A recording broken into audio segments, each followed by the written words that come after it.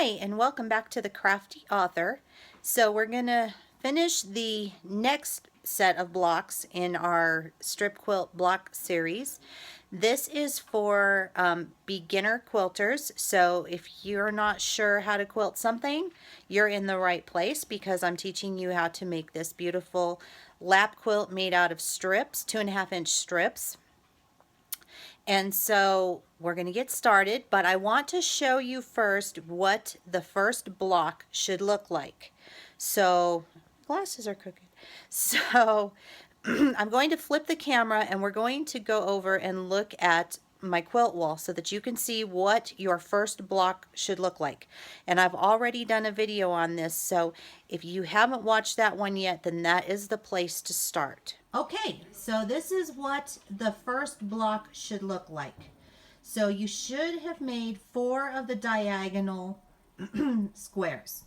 Like I said, the first video does show that, so that would be blocks 1 through 4. Okay, so this is what it looks like on the quilt wall. The next block that we are working on, so you need to complete those 4. The next block that we are working on is right below it. So once you finish watching this video and learning how to sew these blocks together, then you will be able to piece them as a full block. Now, excuse me, please keep in mind that we will do sashing in between the blocks, and I will teach you how to do that.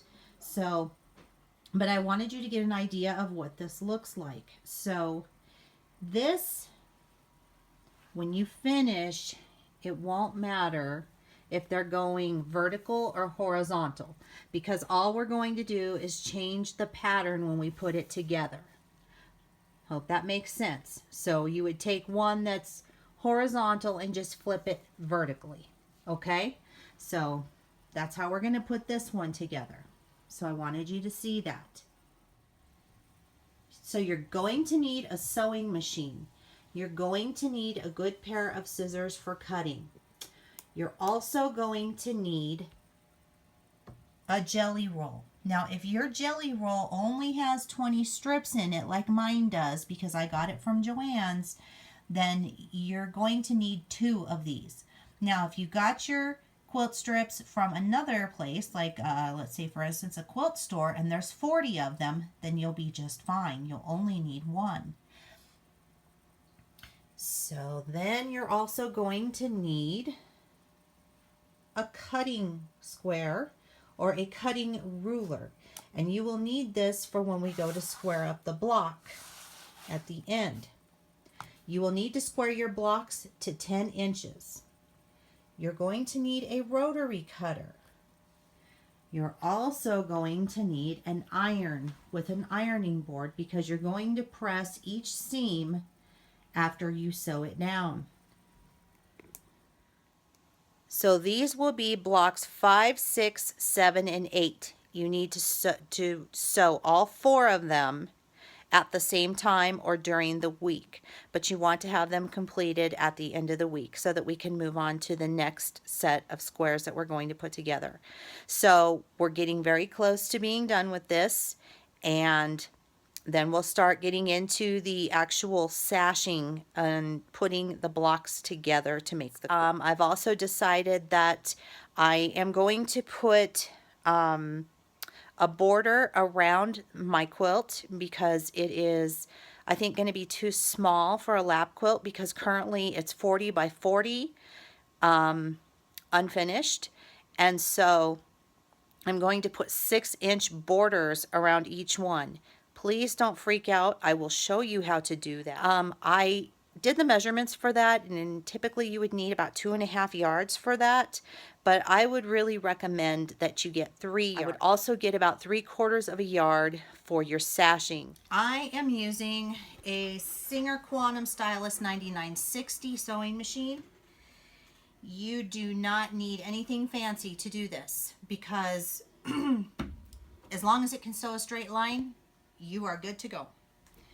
All right, so here's how I did this, because at first I did this wrong, so I want to show you how to avoid doing it wrong. When I first made the first block, I made it crooked. I sewed it on crooked. And that's because I didn't mark where my center was. So I'm going to show you how we do that, okay? So all I'm going to do, and I can see right here on the line where I need to bud this up. So just edge to edge, okay? I'm just going to press it, and you're just going to fold it in half, whatever. Right here, you're going to give that a little press down right here in this corner, and then you're going to open it up, and you're going to have a little press mark right here in the center. Okay, that's where mine is, right there. So all I'm going to do is take one of my strips. You're going to need 5 of them for this particular block. And I'm just going to kind of eyeball it and put it in the center. And then I'm going to take another piece of fabric and I'm going to just lay that right on top. All right? And now I'm ready to sew it. Now, if your sewing is a little bit off or you're not comfortable, you can always pin. I don't usually pin, but for demonstration purposes, I will show you. So I'm just going to pin that without stabbing myself. And then you just bring it over to your sewing machine. You're just going to put your foot down, needle down. Make sure your needle is always in the down position, because you don't want it to move if you have to stop for any reason. And these little strips tend to move just a tad, so you want to have it in that down position. You do not need to backstitch, because when we start adding the sashing in here, we will start locking in all of these stitches. So just going to start sewing.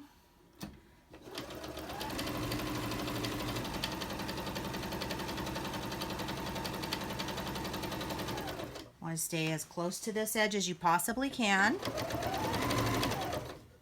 Okay.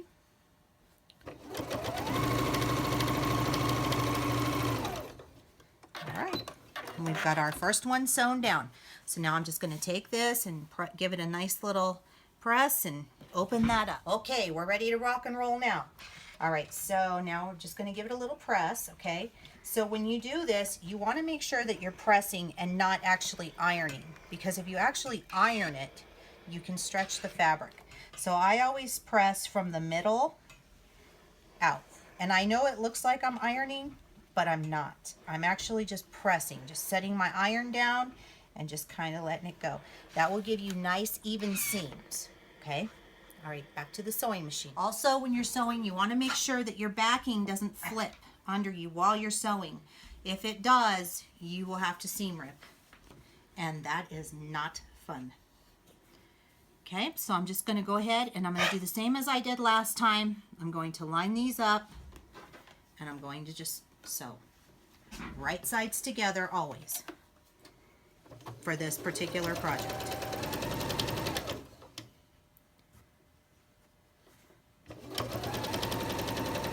Also, I want you to notice that I'm using the edge of my foot as my guide. I am using a 1/4 inch foot, which gives me a 1/4 inch seam. You could use any foot, and you could actually sew a 1/2 inch if you wanted to, but it would shrink your strips.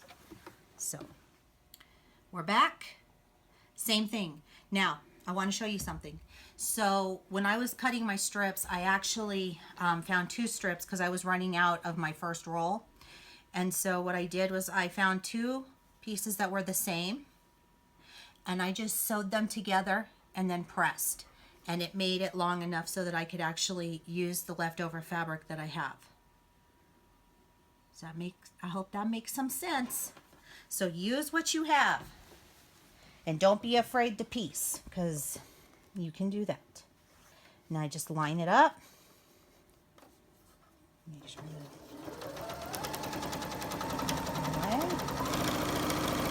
Oh, I think Sophie just laid on my foot.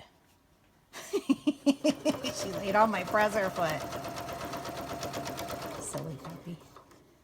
Okay, so now I'm just gonna finish this off here. We're just about done. As you can see, it's coming together nicely. We've got one more row to put together. Again, You can see I pieced another piece. No big deal. That's how you do it. You just sew it and press it out, and then you've got another strip. Now I'm gonna try and do this. So mine are not 100% even on the edges because in my jelly roll they didn't come out even. I find that I talked about that a little bit with on the last one, where if you get them from a quilt store, they're typically much more even as opposed to like a Joann's where they do them real quick. Your strips may not be exactly 2.5 inches and they may not be cut exactly straight. You can cut them straighter if you want to. I don't. I just start sewing and just kind of make it work. So it'll be okay. The world is not going to end if your strip is from Joann's versus a quilt store, and there are no quilt police, so don't let anybody tell you that. Okay? All right, okay. So we're done. That was quick, right? So easy to do. We've already got our back quilted, and I'm going to use my cutting mat that moves this time. All right. So I'm going to grab my 10-inch ruler right here. And what I'm going to do is I'm going to line up the edge of my backing along this 10-inch line here and my bottom along the 10-inch line here. Do what works for you. So I see here I need to line up on the bottom. And I'm just a little bit off there. Okay, now that side is good. And I'm gonna move it and get it as even as I possibly can here. It does move sometimes when you sew, so you gotta be careful. I think that's good though. So now I'm ready to cut. I'm lined up on this, on the 10-inch line, and I'm lined up over there. Excuse me.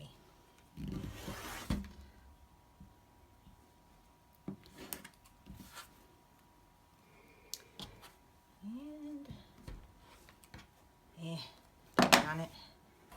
Okay, so now I'm going to turn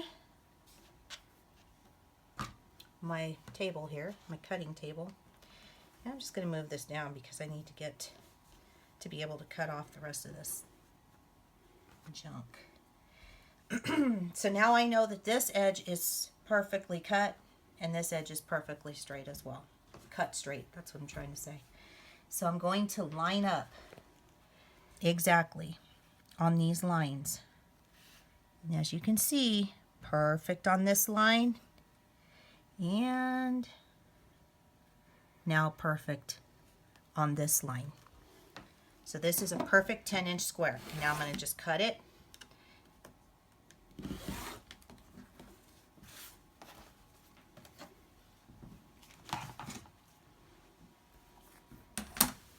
And we have our block perfectly squared, okay? And then we have our back.